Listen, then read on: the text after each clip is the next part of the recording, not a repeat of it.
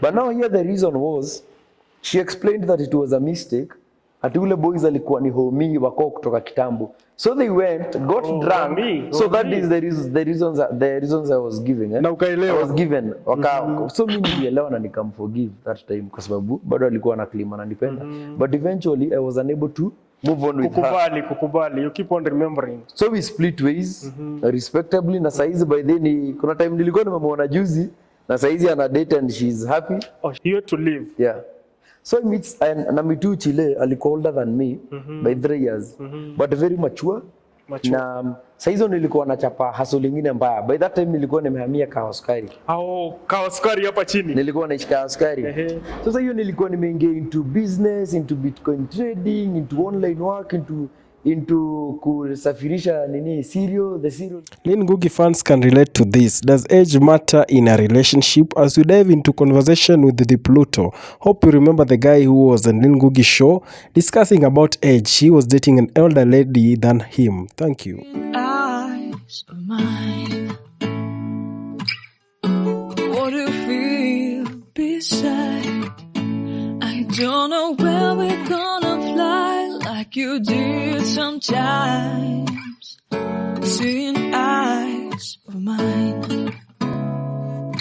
Love, love, love, I wanna be strong. My breakup story will be brought to you by me. Are you watching our other videos? Hope you're watching. Subscribe to us, TikTok, Facebook, everywhere. My breakup story. Why did you select the topic, my breakup story? I tell you now and then that breakups happen everywhere, each and even every minute. Right now, there is a person somewhere in a room seated, thinking of what to do next. Maybe thinking of suicide. Others even committing suicide. You have a story to tell. Maybe a brother, a sister, or a cousin. That is why we bring you breakup story with people who have undergone breakup. And guess what? Our guests are heroes and heroines of their own stories. You see a lady here, she is a heroine of her own story. You see a man, he is a heroine of our own stories. Why do we call them heroes? Because they managed to come through or to come over or to wameweza kupita hiyo breakup without committing suicide or hurting themselves. Na hii itasaidia sana kusaidia vijana wetu wadogo. And that is why we thought of this thing called loyalty test. Actually, after loyalty, it's when people break up. And guess our visitor today, the Pluto. I don't know if he has a story, but you know, he will tell you more. So let him introduce himself, not by name. I might have said that he is the Pluto, but maybe you'll be knowing his real names during this show. And if he has a story, he'll take us through, or even mine. So guys, can you subscribe, and keep following my breakup story. Asanteni sana. Sasa mgeni wetu. Yes. Habari ya masiku mingi. Mzuri. Thank you. Tuambie wewe ni nani? Wewe ni tunajua the Pluto loyalty test, but leo uko kwa my breakup story. Wewe ni nani? Mimi ni Robert Ndegwa Kamau. Yeah. Wow, he is a namesake. Robert Ndegwa Kamau from a village called Mayela. In Mayela location, Naivasha constituency, yes. Nakuru County. Ndiko nimetoka. Kabisa. So he is Robert, just as your presenter here. I'm Robert Shakwila. You know me from Kakamega. Watu wa Ingo. So I think hii show itakuwa fiti sana. La Pluto. Sisi hapa tunaangalia stories zetu. Umeniambia wewe ni fan sana wa Soundbreeze TV. Yeah. Na sisi huleta watu kwa show. Ukisha story yako utaokolea bro pale home. Pengine ameshindwa kutoka kwa room. Juu ameachwa ama ameachika. Sure. Na haoni akiona kumbe Pluto ampitia story same kama yangu. Itamu-encourage na atafungua mlango. Si ndio? Sasa the Pluto. Yeah. Wewe umeachwa ama kuachika? Unajua? Kuachwa na kuachika hizo ni vitu za kawaida bana. Unasema ni kawaida cause now and then uko kwa street, unajita street sanitizer. Hii unaona, lakini kwa mwingine for me to start sanitizing, it's because actually tulikuwa tumeachana na my current girlfriend, that is Felicity Shiro. Yes. Tulikuwa tumeachana. Sasa unajua ni ile nimeachwa bila mpenzi. Sasa na mimi nikaamua siwezi acha peke yangu. Yes. Hapo that's how I start. Nilianzia hii mambo ya sanitization. But basically, let me clarify something and say this. According to my own thinking, or my way of life, sometimes I tend to think that each and every human ni kama Mungu anakuanga amemwekea some certain percentage of suffering. Suffering. Lazima tu like, mambo yako iwezi kuwa nywe. Lazima kuwa tu kuna kitu. You know right now each and every person thinks that the reason to why even like we people ama we as a country is failing, maybe it's because of the wrong decisions made by our politicians. Yani vitu zingine, lakini sometimes it's because each and every person has that degree that in his or her life lazima atasafa. Na ndio maana unakutanga msee ako na do, unakuta msee ako na do, lakini saidi ya mapenzi inimempiga chenga kidogo. Unakutana nao sana. Ama unakuta msee kwa love wako sawa, lakini mfuko inakataa. Unaget? Hauwezi kuwa na ile at 100%. No one, hakuna msi yako complete. At you have money, you have happiness, you have a strong marriage, you have hizo vitu zote. Kwani ulibribe Mungu? Kwani who are you? Wewe ni nani? Wewe ni nani? Sidhani kuna kale ka degree. So hata unamaanisha uko na degree ya suffering. Kila mtu, bro, hakuna mtu hasa. Everyone is suffering. So Pluto is suffering or has ever suffered in his life? Hata saizi hakuna mtu apitii safari. Yes. Sasa wachana mambo ya suffering. Tunajua we suffer and maybe the main suffering yenye tunaongelea leo ni hii ya bro ameachwa. Tumeona mambo mingi sana about like breakups. Na mara mingi hata kwa mtandao tunaona pale not that into that sana but tunaona Godi Hunch ameachwa, unaona and stuff. That's why tunaleta hii show hapa. Now to start with, there is something called serious dating. There is something called entanglement. There is something called situationship. So it depends uko wapi. You understand? Because for me to call something a relationship, I feel ni kitu like imeenda for some few months, ime develop from the stage of friendship, ikaingia into now something that is solid, something that we can call a relationship. Because a relationships bring something we call an understanding. Sure. Because without an understanding, hakuna relation yote yenye nyiwa mko nayo. Sure. You understand? Kuna ile tu situationship yenyewe mmepatana leo mkasema by the way tunaweza date, mkafikiria juu mnajuana and you guys think are in love, you start dating, then after 2-3 weeks hiyo kitu imeisha. Then there is ile ingine entanglement whereby like you guys maybe are in it for a reason. Entanglement. Maybe mko pale mmedecideana by the let us date for like 3 or 4 months. 3 to 4 month contract. Yeah, let us date for sex. But nothing serious. Hiyo unaita kudinosh. Yeah, una get. So ina depend ni mumejiekea kwa ile relationship gani. The problem comes in when you think you are in a relationship and the other one thinks that mko in an entanglement. You are not in the same page. So kuna watu wanaweza date, mmoja anadhania tuna date this thing for relationship. Na huyu anajua for example you do sanitize couples na maybe kiwango kikubwa unapata not real couple, not be like the couples wale wenye marriage but wale wako kwa hii mambo ya relationship. Unapata mostly ni campus students. Nao ndio wanajinyonga, committing suicide. So unaweza pata mmoja anajua. A point of correction, ni ngumu campus student mwenye anasanitiziwa sana sana commit suicide. And actually thank God in my sanitization I have not had any of those serious cases. Suicidal because cases. For me I examine a case before I actually even do the real sanitization. I get it. One thing I don't sanitize married couples because of the kids. The kids. Sasa tukikuja tugundue msee alikuwa na cheat na kuna watu wawili wakianzia ku break up, unajua imekuwa ni normal hadi kwa watu hii. Yeah, sure. Maybe wanaweza achana hadi mzae feel siwezi lipa hii fee tena. Una get? So kwanza tuna examine hiyo kesi yenye tunataka kusanitize kama it's viable. Kuna zile what do we call the minimum requirements for us to sanitize. Na tukiona pia msee anakaa baby face hivi pia anakaa mtoi with a proof of ID to sanitize. Without a proof of ID. Without a proof of ID. So that's how you do your work to make sure it is legit. Mimi nimesanitize, nafunguliwa hadi kesi kotini bana. Nimesanitize mtoto wa 16 years na alikuwa amenang'anya ni 19. Hiyo kitu imewahi kufanyikia. That's why I give a disclaimer bro. Si mara moja mara mbili. Nimepeleka ndani juu ya sanitization. Jua wakuji na ID, you know siku street unakutana tu nao kwa njia, si ndio? Sasa nilikuwa nasema hivi, now these couples wenye umesikia campus students wana commit suicide. Umesikia sasa? And they have their own stories as to why they do that. Na umesema wewe hujapatana na hiyo kwa kazi yako. In that case unakutanga one person loves more than the other. That's the point. Kwa sababu mbona si wote wana commit suicide? Mbona mmoja akommit? Kumaanisha yeye ndo alikuwa akosana kwa ile love, alikuwa amepeana roho yote. Ni vizuri kuacha ile ya kubreathe, ya roho kupiga kidogo, kupump damu, unaona? So tuache roho ipige damu. Like kama unapenda mtu kuna ile kupenda na ujinga na kuna ile kupenda kwa sababu kuna mapenzi. Unaget? Hii mambo unasema imai kupata, umaipenda na ujinga.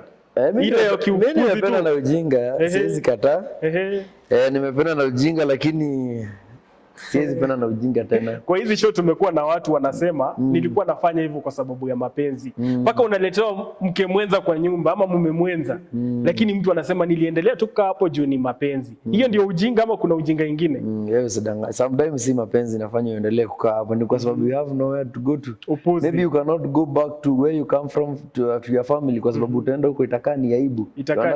Yeah. So unaona uvumilie na zile shida unapata hapa, maybe huwezi jisimamisha ukitoka kwa hiyo marriage. You understand? Sure.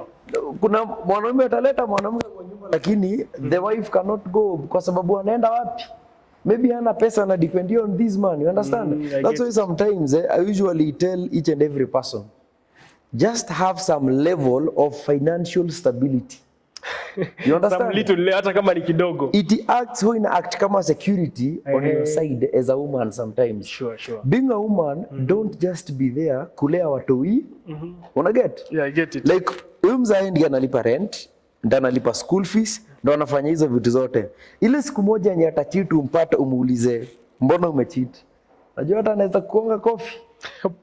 Na ndio maana huwa wanawake wanauliza what do you do in this house? You're trying to say each and everyone in relationship, they mama boy, what you are at that level of financial stability. It is not a must but nasema it is good to. It is good to. Because kwa sababu kama you play some roles in that house financially kidogo, kuna venye mwanaume anaweza feel ku lose them kama huyu. Yes. Like give your man a reason why he should not lose you. That is what I mean. by having that level of respect. Like you know respect is earned. Yeah, we get it. I get it. And respect from your husband. Muonyeshe unaweza fanya mambo makuu. Yeah, unaona? Lakini if you are there and everything you do is hata kitu kidogo kama nails kwenda kufanya manicure, pedicure, if everything is being sorted by your husband, just know in one way or the other in the future itakukanyaga. Mahali tu anaweza anza kufeel kama umeanza kumdisrespect. And if you are that kind of a woman, make sure that 24/7 you respect and submit to your husband. Yeah, sure. Because men don't need love. Men huwa wana conceive respect as love. There is a difference.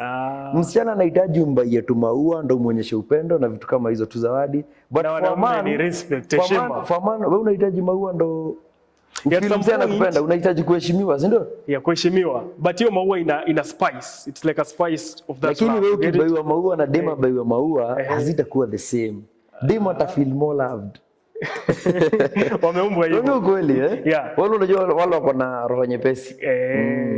So guys, mmesikia hiyo ni ya Pluto. Hiyo ni amesema tu ile angeweza kuambia about kuhandle it na hujawaambia mambo ya suicidal lakini so ningependa sasa kuanza nao the main thing hapa hivi, my breakup story. So Pluto, wewe tu nataka utuambie sisi na viewers wetu wenye wako kwa hii show wamevunjika mioyo na wanataka kuona maybe Pluto ako na story kama yangu, si ndio? So how many relationships have you been into? Relationship aina gani? Zenye sasa si entanglement. We have intimate relationships. Tuko na zile relationships za huyu ni boy wangu, ni demu yangu kwa class 7, mko class 8. Pale tu penye ulifeel, you know there is this thing called love. You see? Mtu ulipata maybe there is that little liking ama ulisisimua these reactions zake. Na mtu hawezi kulipenda kila mtu. Nimekuwa kwa relationship ngapi? 3. Na najua uko kwa moja saa hizi. Na ni ya heshima, si ndio? Na hii ndio naona ni ya mwisho. ni ya mwana unaona. Unaona ni ya mwisho, Mungu Hata kuna akipenda. majibu pale nimeona TikTok. Kuna majibu pale. Sasa Pluto umekuwa kwa relationship start. Kuna watu hawafaulu kumaliza moja. Mwingine anakuwa na moja na anachoka vile anawachwa. Mpaka anaenda kujitupa kwa kisima. Anajinyonga. Hii song sijui inaitwa aje. Na kuna wengine pia wana jihad. Kuna wengine wana mwisho wa dunia. So that's why nataka utupe that little experience. Either hizo mbili yenye uliona yenyewe hii ilikuumiza sana but hukufanya hizo vitu. You never committed no, kwa hizi tatu ya kwanza I was cheated on. Oh, you were cheated on. Bado nilikuwa campus. How did you feel? Bado nilikuwa nasoma. Usiende mbio. Nilifeel vibaya. Nilifeel vibaya. Nini ili happen? Tupe hiyo nini? Nini ili happen? Nilichitiwa on. Aje. Sasa unasema nini ili happen? Like how were you cheated on? Now Chile comes to your house na kona hikis. You realize akona hikis. What do you do? Unatafuta means yenye unaweza shika hiyo simu. By the way, sanitization ilianzia kitambo. Unatafuta means venye unaweza shika ile simu. Una get? Yeah. So mimi kuna app fulani kalikuwa kanaitwa Keepvid. Ilikuwa sijui ya kusikiza mangoma. So nikakaa ni kama naomba simu nisikize mangoma. So mimi nikaingia direct kwa chats. Trust me, hata ilikuwa ni chat ya kwanza. So mimi nilikuwa nimedanganywa sijui na street ulianzia kwa jikoni. Nilikuwa nimeambiwa unaenda kwa sistangu na nilikuwa nimeenda kwa boys fulani anaishi hapo hizo side za Umo. Okay, that relationship haiko imeenda sana. But it is my like second after this one enye niko my second longest serving relationship. Bas, longest. Pluto. Like second, juu ilikuwa inaenda kumaliza 1 year. 1 year. Kuna watu wanasema relationships ziko. Mwingine alikuwa hapa anasema amekaa tu 1 week. Na anasema akaa kwa 7 relationships. But kuna za 1 week, 1 month. But yako ilikaa 1. Sasa so ikaza 1 week tu sunaharibu body count. So yako ilikuwa inaelekea kumaliza 1. Ilikuwa inaenda kumaliza almost 1 year. But when that happened, trust me, I forgave her. You forgave her? I did. Rare men do that. I forgave her, but I was unable to move on. Oh. You understand? Even after forgiving her. So to split ways in very respectable manner. After that, bro, mimi nilishindwa kudate. Kwanza nikachapa hustle. Kuna hii kushindwa kudate. There is a lady who was here. How I wish ungeona ama utawatch show yake. Alikuwa anasema aliumwa sana tu kama wewe. And after amekataa kabisa mambo ya dating, she went into being a lesbian. Yani ana make decision. He made this, alienda anasema this friend of hers. Alienda akafanya nini? Kuna lesbian alimtext kitambo akiwa tu normal. Sasa after amebreakiwa ameumizwa, now we started seeing ladies kama watu wenye wanaweza muokolea. What do you talk about that? Wewe ulifanya nini vile ulikataa kabisa na that is not a solution kwa sababu hata unaweza enda pia kwa hiyo dem na kwa pia ana cheat na another lesbian. So that is not the solution. Kwanza I think kuna fauji examine ujiulize why was I cheated on? Unajua baadhi hakuna inakuwa mbaya kama mwanaume akichitiwa on. Kwanza unajishukishianga my friend. Swali ya kwanza unajiuliza kama game iko sawa. Unajua hata tuongee vitu tu anze. The first thing you ask yourself, kwani siko sawa? Iko nini? You understand? Unajiuliza now you don't go start confirming. Naona na huyu dem confirm kama uko sawa ama anything. There are many reasons why. It is always good just reach out and try to understand why did she cheat? Why did she cheat? Most girls cheat because of attention, communication, na game. Yeah, sure. Unaona? Lakini kama attention haiko sawa, demo anakuambianga haiko sawa. So unless it was upon you huku unampatia attention ya kutosha. But now here the reason was she explained that it was a mistake. Ati ule boys alikuwa ni homie wako kutoka kitambo. So they went, got drunk. So that is the reasons I was giving. Na ukaelewa. I was given. So mimi nilielewa na nikamforgive that time kwa sababu bado alikuwa na claim ananipenda. But eventually I was unable to move on with her. Kukubali. You keep on remembering. So we split ways respectably na saizi by then kuna time nilikuwa nimemwona juzi na saizi ana date and she's happy. Mpaka mnaonana? And sikuonana, nilimuona. Nilikuwa na drive kwa hiyo highway ya Juja after nimevuka hiyo bridge. Juja. And then I saw her. Yeah. So with the guy. then kuna beshte yake fulani huwa bado tunaongea. Alikuwa amenichapia story kama hizo, oh, she's dating and She has someone. I'm happy Na niulize aje, they say like after dating, ni vizuri watu wanaongea nikikumbuka. Ukidate mtu na muachane, you keep on popping kuangalia FB anaendeleaje. So wewe kumuona, kuna siku mine ya kuangalia Facebook yake, by the way anaendelea aje. Yeah, ni kweli nilikuwa na stock. So it happens. Before I move on. Unaona hiyo period ya the transition before I actually admitted that she cheated on me and actually people cheat. Na by the way ni maisha, sifai kujihurumia, nafaa kuendelea. Hiyo period nilikuanga zile za nakaa hivi chini na miss. Niko zile za ama ni mtext. Wajua karo. Ila tu ni lakini karo kingine kanasema hapana, utakaa ni kama uko desperate. Understand? Wacha nijikaze. Na And kuna watu, let me tell you. yes. It affected me to a point after I got into the second relationship. Sasa hapa ndo mimi nilikosea sasa. I never cheated, but I had to leave. You had to leave. Yeah. So na mitu Chile alikuwa older than me by 3 years, but very mature. Na saizo nilikuwa nachapa hustle lingine mbaya. By that time nilikuwa nimehamia Kawaskari.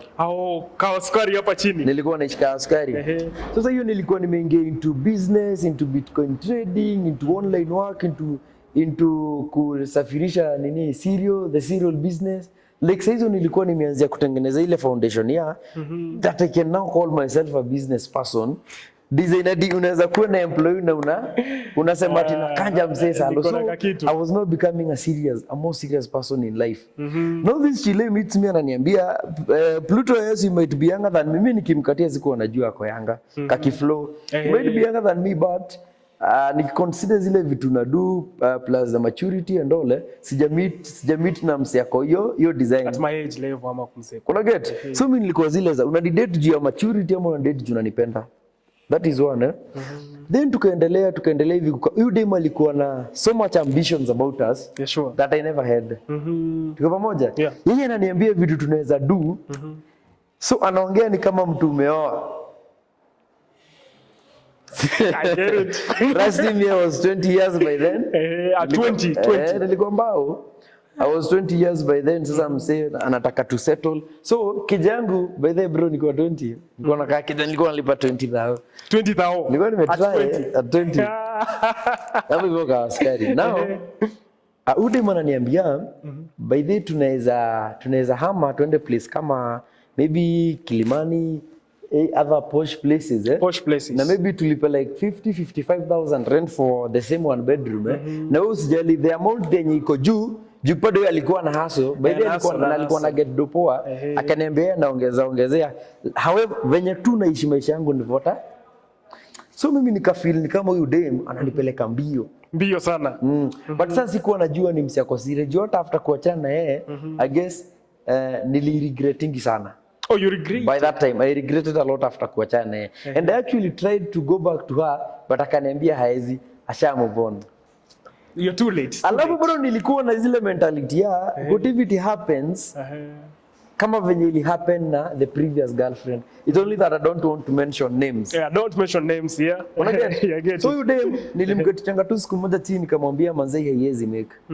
Do you know she actually called my brother? Yes. My big brother. They had a meeting with my brother, akauliza brothangu, kwani nimemfanyia nini? What have I done to him? Mimi nikamwambia bro, manzi hakuna kitu amenifanyia, but hiyo dima ako serious sana. Ndio nikarealize I was not ready for a serious relationship. Ulikuwa entanglement, kuangalia kwanza miaka, Sasa nikaachana na yeye. Sasa ni ile mna text na tu na today mjuu sasa hizo bado hauna mzee. Nikarealize tu ingine tupumbavu, yani utoto mwingi. Hata yeye yule sasa. Unageta sasa unaona? Yenyewe by then nilikosea. So there was this time nilikuwa kwa Extiandela. And then tuko na Extian hapo, so tulikuwa tunaongea tu masters and relationships. And then naambia tu kuna ex fulani wangu bado mimi humezea, lakini ni kama Extian na ile kuchachiana niambia Pluto, acha tumpigie. Do you know he actually called her? Ambia manze mimi niko na boys wangu hapa. Boys wangu bado ananiambia anakupenda na vitu kama hizo. Lakini dema akaambia Extian, it's okay, try kuisolve na Pluto, yeye mwambie yeye mwenyewe anitafute. We arrange a meeting, we meet and talk. That meeting never happened. Wow. That meeting never happened. Until today it never happened, and so I knew I had already lost her because of my stupidity and not wanting Ukitaka a serious kunini, relationship. yeah, I get it. So kuna watu wanakuanga kama mimi by that time. Like unataka tu like something that is Entanglement tu kidogo tu. hiyo tu ina flow, utaki kitu serious. Yeah. But venye nilikuwa naogopa kucommit because of the previous, so inaweza affect even your current. Ndio maana after a breakup it's all take your time, Give yourself some break. heal fast. Na feel kabisa umeheal, because after that nilikaa sana tena. After hiyo. Yeah, ndo sasa 1 year 2 months ago Tuko hapo kwa kukaa sana. Yes. Hii period yenye mtu ameachwa ama ameachika, ndio unasema you went through that. Ukajipatia time ya kuheal. We have this vishawishi, things convincing you, right? Unapata maybe many of the memes, unasikianga memes kila siku watu wanasema kunyonga monkey. Ilikupata? Did you commit suicide na monkey? Hapana. Kuna hiyo tumesema hiyo kama vile msichana. So what were you doing at this time yenye now to sort your heart? Kuna ile part ya heart na feeling hollowness. You know, kuna mtu amekuwa kifeel ile part ya kupendwa. There is a saying that goes that idle mind is devil's workshop. My brother, if you are busy, you won't even realize that you need a woman. So if you are busy, you won't realize you need a man. You're trying to tell us ulikuwa busy paka ile part ya usingizi unapata ni ya kuota tu kazi. Hey bro, kuna time nilikuwa busy. My parents were calling to complain. I don't even call, I don't even text, I don't even go home. Nilikuwa busy ile design. Unajua by that time nilikuanga What is this kind of busy? Hii ni busy gani hii? Najaribu kuelewa mimi. Bro, unajua acha nikwambie kitu. Hey. Let me give an example. Unataka kuvaa kiatu poa but huwezi afford. Na utaki kuomba. What do you do? Siwezi kuwa ati hivyo busy sana juu unataka kiatu. Hai. So unaona interests za watu they differ from one person to another. Yeah, sure. Kuna ule mzee anaitaka to a point, he will sacrifice anything to go for that shoe. To go for the shoe. Unajua mimi sijalelewa dina wazee wako na do. Actually so it's the time now we are trying to empower ourselves as a family as per now. I get it. Understand? So me I cannot say ati nimeishi life at ile cool kid ama ile rich kid. And then I wanted to go back to school because nilikuwa hadi nishadi far from campus. Hii time na hustle. Sijui kama tunaelewana. Naelewa napata. I want to go back to school. I want to do a lot of things. Yes. Like nilikuwa na ile burning desire in me. Bro, nilikuwa na ile burning desire, nilikuwa najua nikirudi huko class bro, narudi nikidrive. Mbaya sana. Unaget hiyo desire? Umetoka nje ya shule but unataka ukirudi driving. Nilikuwa nimedanganya wase wenye tulikuwa tunasoma nao aje. Ati nimepata scholarship University of Pennsylvania. Ndo wasifikirie ni mashida zimenitoa shule. Tuelewane? I get it. And now nataka mind zao hata wakiniona nikirudi at least naweza simama etapa kujitetea. Niseme mimi nilikuwa nimeenda hustle. Si shida. Unaelewa? Wasione mmerudi na mnafanana. Alafu unajua ile kazi ya online bro. Hey. Okay, for example wakati una exchange hizi terms of currencies and all, forex markets na vitu zingine, unajua sometimes unakutanga wakati market tuseme ya Australia iko open, maybe huku hivi kuko na giza, kuna usiku. So sometimes you even have to work extra hard na wakati usiku. You understand? Because kuna trades zinafanyika na wewe watu wengine wamelala. So utajipata sometimes unalala mchana, unachapa wera usiku. Unaona? Like you have to do a lot of work. Alafu ujue saa hizo ninaamka naenda huko hivyo kuangalia busy ya series inaendeleaje. Unaget? Nafanya hesabu zangu. Kuna ile kuendea stock. Ndo tena nikuja hapa hivi ni trade nifanye vitu zangu hapa hivyo kwa nyumba. Bro manze kuongea ukweli kupata ile time. Na ndio maana nimekwambia hiyo day mwenye nilikuwa na date the serious one. Alikuwa ameniambia hajapatana na msi serious hivyo atayange. Bro sikuwa nakumbuka hata kumpigia simu but alikuwa ameagree kuwa na mimi even without giving her the much attention that she needed. Because she's busy too. But mimi nilikuwa nimemwambia kitu moja tukianzia kudate, kuna time itafika na nitakupea attention. Sasa kwanza nipe space. Give me this space. Ni hustle. Ni hustle. Unaget? Nipe space. I have friends wenye wanaitwa kina Tony from Kaoskari and other people that will tell you. Mimi bro nilikuwa nachapa Na ujua asubuhi saa hizo nilikuwa, saa hizi nimenona juu ya kutoenda gym. Sio bro, nilikuwa naamka na chapa zoezi na kimbia from Kawasukari tuka ndani mguu, naingia gym dakika 30 narudi kejani na kuja napiga shower naingia shughuli zangu. So bro, my day was so busy. Na hiyo ni time yenye umejipatia this break. Now kuna wale wenye inawashinda, hope wamesikia. Just find something and do as you go through that healing process. Hii kitu ati lazima ufanye kitu fulani, by the way inakuanga ni mentality. Because jana I received a call from Mpasho and it was an interview. Yeah. Ilikuwa ni interview fulani, and now this lady asked me how do you feel like having a girlfriend, expecting a child at a young age? How feel ni kama sijui imekulimit from your happiness, imekulimit from hanging out with other girls, you know, imekulimit from having fun. Oh, that is anaongelea Felicity na. Sasa hivyo walikuwa wanauliza. But me told her, you know, it's about choices. Yes, choices. Yeah. It's about choices, and sometimes it's not about age. Yeah, sure. Because what I usually tell people is that maturity comes with responsibility. You understand? When you now become responsible, if you are even that, if you are 30 years old and you don't even have one single responsibility, bro, hata ukikaa hapo hivyo na msi ako na responsibilities na kwa 15 years akaya hapa, my friend, hamtaongea the same. That's why unaweza enda uchukue mtoto ushago, my friend, ako 12 years ukuje umweka hapa. Huyo mtoto hii akilelewa alikuwa anajua anatoka shule, akuje achukue mahindi apeleke kwa kisiagi. Kwa pamoja, akirudi afue nguo nini anajua the following day kuna timetable, anajua anaingia kwa shamba kumadha nini juu hiyo chakula ndio itapikwa. Lakini mtu huyu ana grow up na ile sense ya responsibility. And that's why ulikuwa unapata hata dem ametoka ushago akiozo at the age of 18, utakuta family ita stick na hata wana engage to marriage to about even 50-60 years because of that sense of maturity. Yeah, sure. You understand? Yeah. Lakini so unakuta mtu wa tao sana dem, unakuta wengine even at 18 they don't know how to cook. Kama tunaelewana, unakuta at 20 like dem anafikiria tu kuhusu nails. Makucha. Na shule, you understand? I get it. You know, there are things that are beyond that. So sometimes it's about choices and about responsibilities that you choose for yourself. As a man or as a lady outside there. So guys, you're getting ile kitu unaweza fanya hii period yenye unaelekea after breakup now. So guys, maybe before I close the show, mnajua kuna wale, nimekuambia kuna wale saa hizi anafikiria ajinyonge after breakup, but ajaanza ile process now ya healing. Now talk to this guy, talk to this lady, afanye nini? Tuanzie na maboi. Kama umeachwa kwa sababu hauna pesa, acha kutafuta demu mwingine, tafuta pesa. That is one. Na kama demu umetafutwa na kama unajua machali kwanza. Ati kama umeachwa juu una pesa. Kama umeachwa juu una pesa, tafuta demu, tafuta pesa. I get it.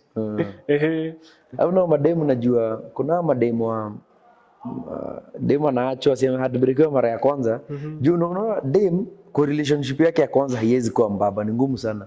Yeah, sure. Demu acha heartbreakiwa ndio utakuta maybe after sometimes anaweza consider kuwa na mbaba juu ana feel hata mbaba akini heartbreak na ananipea do like hata mimi nime break bank like sini sana. But yesterday I was watching a certain documentary. Yes. Yeah, about girls. When you know on Insta, by the unajua madem sometimes ni juu ya pressure. Unapata ndio akona babas na nini. By the pressure ni mbaya. Unakuta dem akona iPhone, pressure mingi. Akona iPhone tuseme 13 Pro Max. Hana kazi. Dem anaishi Kilimani, hana kazi na wazazi hana pesa. Unajua hata ukiendea dem kama huyo sometimes unafaa ujiulize maswali mbili tatu. Na madem ndio wanapitia wale wasichana wetu wazuri, pressure ingine haifai.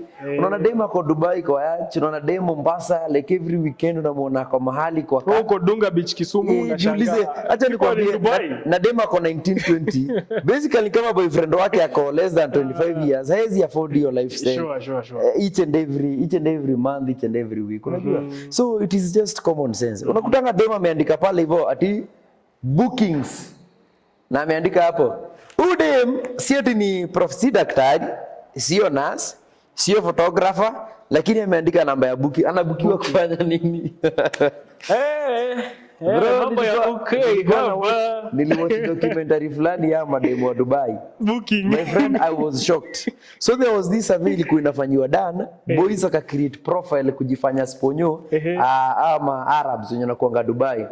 So aka text various Instagrammers and actually wengine ni wa Kenya that I won't even mention here. So na wa text anamwambia like this I'm in this hotel in Dubai, like I'm willing to give you $10,000 for you to do this. Na ile hotel yenye ana mention ni kitu posh. So unajua dem lazima anaenda ana search hiyo hoteli, anajua ni gani, anaona level ya huyu msee, na huyu msee hadi anatuma hadi masend, yani picha zimetengenezwa hadi sasa anatuma like ana flow na conversation convincing. So ile namba nikajua yenye inabukiwa pale hivyo juu, yani bro mademo wengi ni escorts.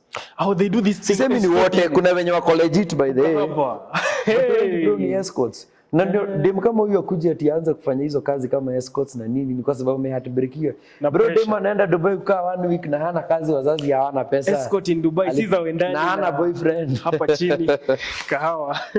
Bro vitu zinaendelea, vitu ni mbaya. So if you're a lady outside there ama kijana umesikia cha kufanya, kama uliwacho juu una pesa, Pluto anasema tafuta pesa. Don't look for a guy or another lady. So maybe or as we close the show, you've told us your breakup story. Little bit tumejua mambo mingi pia tumejifunza. Na watu uliza, by the way, this guy, this lady amemaliza nini? Ametuambia story yake. Na hata mimi nimesikia kama mtu wako mahali anataka kujinyonga change that mindset. Na atafikiria kama ni kusoma asome, kama ni kutafuta pesa atafute pesa. But kuna watu hapo nje bado hawaamini Pluto ako na mtu.